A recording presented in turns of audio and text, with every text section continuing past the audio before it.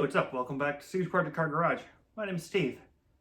Sitting behind me here is the lump out of my 1970 Triumph Spitfire Aria. We have finally finished the transmission, and it is now time to go ahead and move on to this guy. So grab yourself a cup of jitter juice and stick around. It'll be a lot of fun cracking this thing down.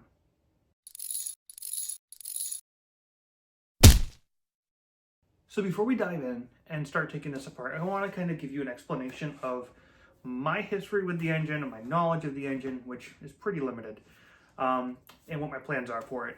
So this is, I believe, the original engine that actually came with the car. Unlike the transmission was out of a Spitfire 4, which is how I ended up with that alloy bell housing, which is pretty sweet.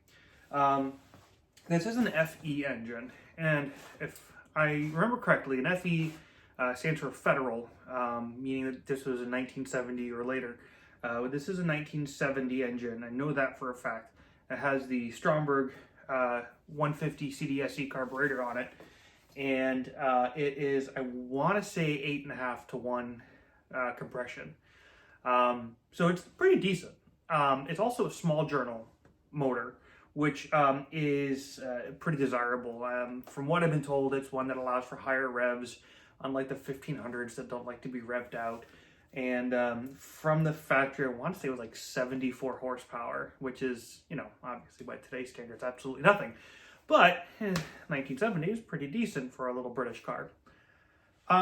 So I drove the car for about 5 miles in the 7 years that I've owned this thing. It's crazy to think it's been 7 years, but it has. And I always had issues with the carburetor. Back before I started the YouTube channel, I tried to rebuild the carburetor, and I foobarred something because honestly, it never ran right after I rebuilt the carb. I thought I was doing myself a favor by rebuilding the carb, and I didn't. No matter what I did, it just would constantly run rich. So like when I take a look at the spark plugs, for instance, they're just covered in soot. It's just absolute garbage. It was belching out some white smoke from the tailpipe, and it just never ran right. So that's one of the main things that made me to lead to like say, well, maybe it's just time to just kind of bite the bullet and restore the car, on top of the wiring harness issues and all that other jazz that I dove into, not to mention all the extensive body rot that you've seen. So what I've done with the engine, tended to rebuild the carb. I went ahead and I put on some headers here from a Monza exhaust system that my brother Paul gave me off of his 1972 Mark IV. I went ahead and took the valve cover off. My friend Chris and I went ahead and adjusted the valves. We went ahead and adjusted the dwell on the Dizzy. I removed the oil pan, gave that a nice coat of paint, replaced the gasket on it. And that's really about it. Not a whole heck of a lot. I've done some investigating on this engine, and it appears that I don't think this thing has ever been taken apart. And this seems like it's an original engine from 54 years ago now, right? But there's a catch to it. So when Chris and I went ahead and provided this thing with a tune, and we adjusted the valves and everything, one of the things that we did was ran a compression test. And I had the numbers and I wrote them all down, and I have no idea where they are, because this was 7 years ago, 6.5 years ago. But if my memory serves me correctly, it was running at about 145 foot-pounds or PSI per cylinder. So it was actually really good, with the exception of one. There was one that was about 10 PSI lower than the rest of them. But overall, for a 50-year-old engine that hasn't been rebuilt, that's impressive, because the range is in the 140s for this engine in specific. So really, the compression on this thing seems pretty solid, which tells me that the rings are probably quite good. And also that there's no issues with the head gasket. The head gasket is another subject in itself. So I have cleaned this a little bit on the outside, and I can see right here in the corner that there's actually still the original copper head gasket on this. To my knowledge, you can't get original copper head gaskets anymore. In fact, I have a full gasket set in the cabinet here that my buddy Kyle sold me, which is an actual OEM kit from the 70s, I'm guessing. It is old. In fact, I almost feel guilty trying to take it apart to use it because it is like, it's in pristine shape and it's kind of a relic of the past. But even that was not a copper gasket. This is a copper head gasket. And so if I go ahead and take the head off unnecessarily, I am then ruining an original copper head gasket. So I don't have a lot of reason to need to take the head off currently. Nothing has told me I have an issue with the head. With it being down 10, 10 PSI in one cylinder, yeah, that's, maybe there's an issue with the valve, possibly. It could be just a valve adjustment, maybe. I don't know. But it's not enough to make me want to go ahead and take the head off and start digging deep. So with that being said, I'm going to kind of just do preservation on the engine, I think. What my plan is to go ahead and strip it down to the long block, right? So we're going to take off the generator, take off the water pump, we'll take off the pulley, we'll take off the timing chain cover. I've got no reason to pull this off at the moment, but obviously we'll take the valve cover off and adjust the valves and all that jazz. I'm going to take the carburetor off. Carburetor is getting replaced with a set of dual SUs that Kyle sold me a couple years ago. So I got to rebuild those still, but that's going to get replaced, and that should in itself give this engine a bit more pep. I'm going to probably keep the Dizzy for the time being, but I do want to go ahead and upgrade to one of the electric Dizzies and get rid of the points and go and just get, one of the nice electric ones from Spitbits. Fuel pump works. It's a little bit janky, so maybe a rebuild on the fuel pump. That really I don't think is a whole heck of a lot, but I want to take care of that. I do want to go ahead and also upgrade the oil sensor, because the sensor here, all it does is pretty much just tells you if you're out of oil or not. I would actually like to have an oil pressure sensor, so that's something that I would like to go ahead and add instead of just a dummy light. Gonna get rid of the generator because I have completely gutted the electric system on this car. The wiring harness was shot, so there's no point in trying to keep it and preserve it. I'm going to probably get like a painless wiring harness and just do like one of those, street rod 8-circuit systems, nothing crazy. And so when I do that though, getting rid of the generator is number one, and I'll probably be putting in a alternator. There's a couple of options out there. I was told that Kubota has an alternator, like a 45 amp alternator that might actually be a good fit for this. Also a Ford Fiesta, out of a 1978 Ford Fiesta. I know that other folks have also swapped out like the AC Delcos. Ideally, I want to do it to where I don't have to make a whole lot of modifications in terms of brackets. If I do, it's not the end of the world. I mean, that's probably going to be one of the cheaper things I have to do in this entire project. But I would prefer to try to maintain the brackets. That way, it's just one less thing I have to really worry about. I am going to go ahead and replace as many gaskets as possible. The crank seal on the front and the rear, that's going to get replaced. Timing chain will get replaced. Tensioner will get replaced. And I will maybe replace the water pump. I don't have any reason to suspect the water pump is at fault, but here in Florida, the last thing I really want is to have a water pump that goes south on me. So I don't know. We'll check that out though when we get there.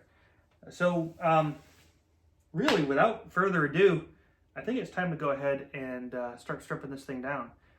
Today is Thursday night. Chris is going to be joining me on Saturday, so this is going to be a little bit of a long video, maybe a two-parter, but we're going to go ahead and take this thing apart further and just kind of flip it over, look at the bottom, and go from there. So in the meantime, let's go ahead and just start taking this thing apart and see where we end up for the night.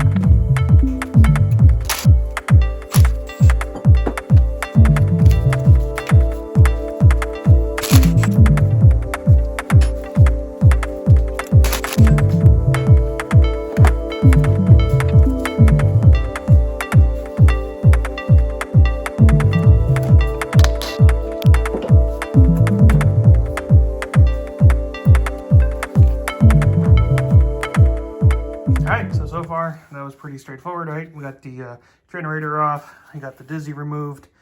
Got the generator bracket removed. That was also pretty straightforward. Had a bit of an issue with this stud here, but was able to remove it quite easily with just a double nut and let it rip tater chip. Everything looks pretty decent so far. You can see the cam right in there. Hi Cam, how you doing? It does look a little bit dirty in there, but anyways. Next thing I want to do though is the fuel pump. So the fuel pump always kind of is a mystery to me. It's obvious that someone has put on different fittings over time. I think, and someone please correct me in the comments, but I think everything was a hard line up to the pump itself. And then from the pump, it was a soft line. Maybe, I don't know. But what I want to do is I do want to do hard lines everywhere. But this is interesting. Take a look at that. Is that normal? That's a weird, like, nut bolt thing they got going on there. Over here, it looks like it's probably a nut that has on top of a stud. But this over here, I don't know. So tell me in the comments. Let's go ahead and get it pulled off though, and I'm just gonna keep on cutting into this thing.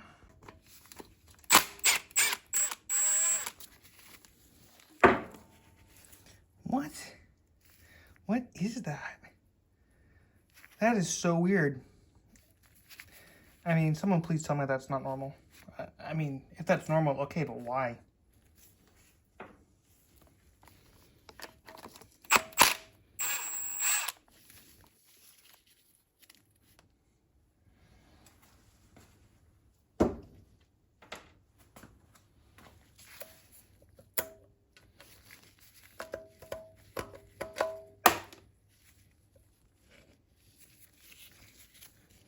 Okay, one fuel pump and one very crusty gasket.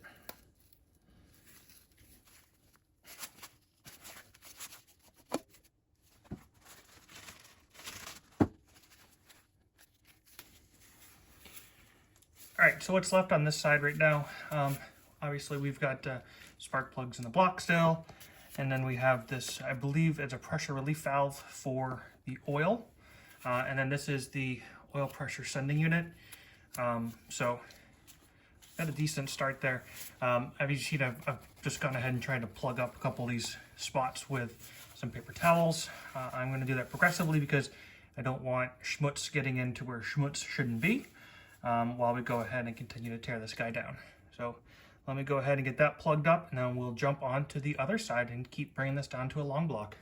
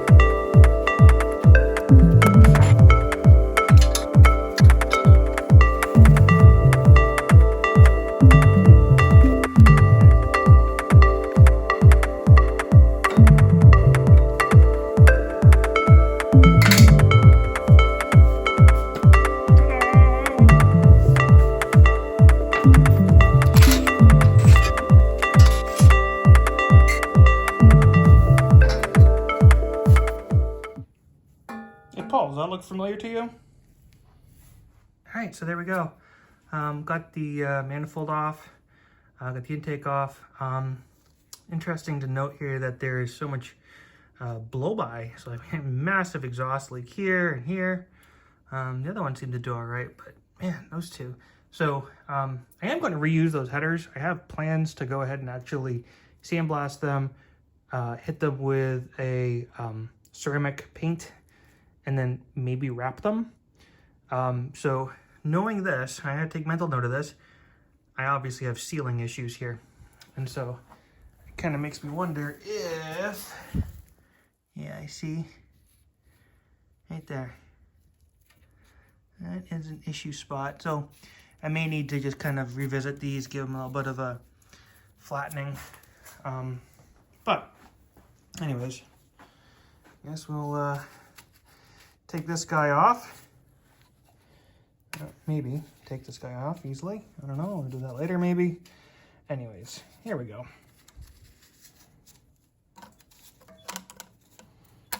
Get that off. You'll notice too that there was a stud that came out. I had to replace, I think all of these studs, or most of them if I'm not mistaken, when I went ahead and did this job a few years ago and put that on. So this tells me that I'm probably gonna have to revisit these again and just make sure that they're all nice and tight and that they fit correctly. So anyways, let's move on to the water pump. All right, remember I was talking about the water pump? Actually sounds decent. So maybe we'll just clean it up, clean up the fan, and go from there. I'm actually thinking about deleting the fan, honestly, because I am going to put on electric fans, and I think that this will probably interfere with the electric fans. So let me know if you've ever done that before, if you've actually deleted the water pump fan on your Spitfire in lieu of a set of electric fans. So let's see if we can get this removed. I will be honest, this is where I'm starting to get a little bit worried about bolts. I am quite nervous about bolts breaking, and yeah. So I think what we've got to do is we just got these 2 bolts here, 3 bolts, and I'm gonna just see if I can get them by hand first. And if I can, great. If not, then we have other means, but let's just see what we can do with what we got here.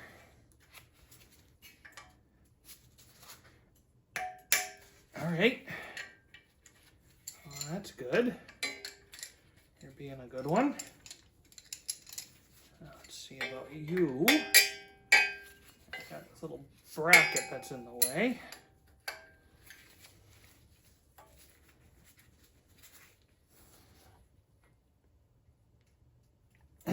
Well, it kind of budged.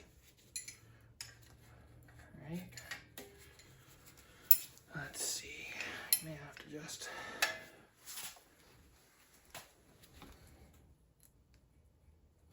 Come on, buddy. Come on, buddy. Let's see. I'll give that a minute. I'll try this one.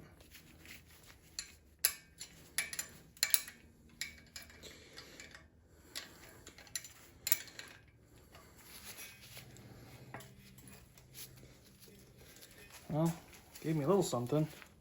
All right. Hopefully that was promising.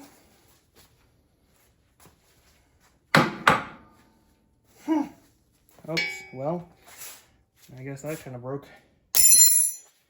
There we go.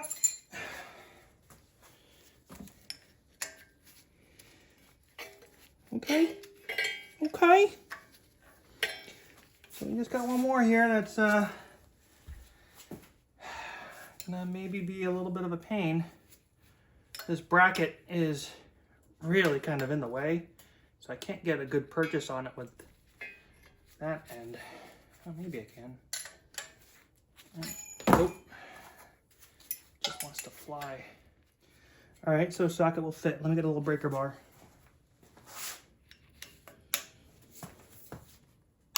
Hey!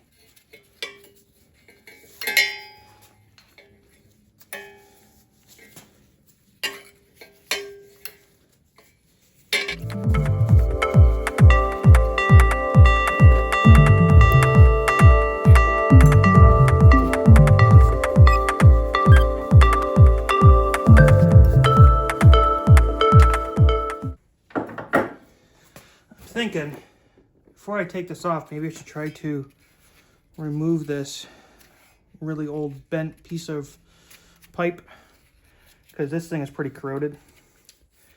And while I got decent leverage by having this mounted on here, maybe I can just try to pop that loose. So Let's see if we can do that. A few minutes later. Nope. All right, well, that's good to know. So that's going to be a whole lot of nope, but I did manage to free up the pump, so let's just go ahead and take that off.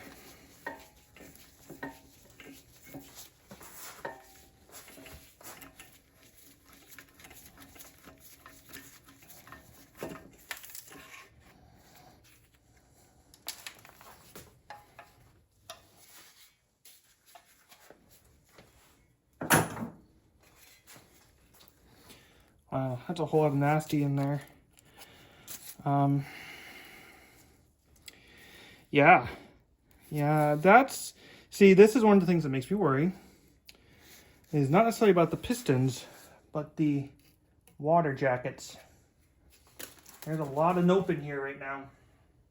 It's a whole lot of nope. We will work with what we have and see what we can do. Sweet.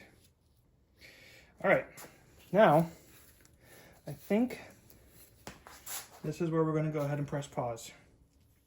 All right, so Chris comes back tomorrow. So we're going to go ahead and stop here for the night. I'm going to try to actually get this pushed out for you guys tomorrow, Saturday. So stay tuned. We've got a lot more to go on the engine. If you haven't done so already, please go ahead and hit that subscribe button. Click the bell to get those post notifications. And remember, when working on project cars like this, go ahead and get an idea what you're getting into first, and don't be that dreaded previous owner. Cheers.